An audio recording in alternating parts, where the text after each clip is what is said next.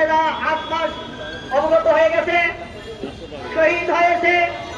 আমি শহীদ সিবাতের আব্বা মিরপুর 10 নম্বর পঁচাত্তরে আমার সামনেই আমার ছেলে গুলিবিদ্ধ হয়ে মারা যায়।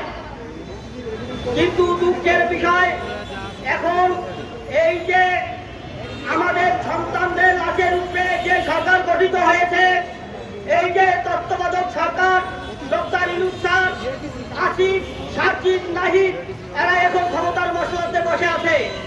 এরা আওয়ামী লীগের সাথে কমিউনিকেশন করে, তারা ইলেকশনে করার জন্য বিভিন্ন দলের সাথে তারা অর্থ বিনিময় চুক্তি করতেছে।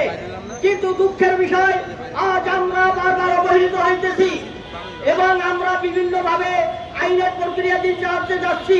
কিন্তু যেখানে যাই তারা বলে আমাদের নাকি করুণা করে, কিন্তু দয়া দক্ষিণা করে।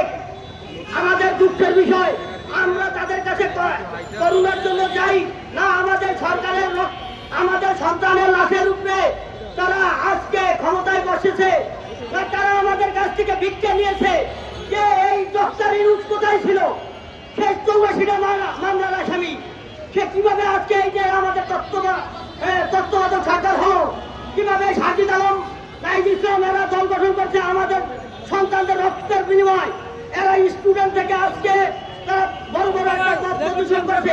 আমাদের একটা শহীদদের একটা হত্যাকাণ্ডের কোনো বিচার করে নাই বা কোনো আসামি গ্রেপ্তার করতেছে না। এবং এই যে অনেক আমাদের কাছে শহীদ এবং আহতদের বাসায় ইফতার পর্যন্ত হয় নাই, অনেক সন্তানদের দুধ পর্যন্ত মায়েরা কিনতে পারে নাই।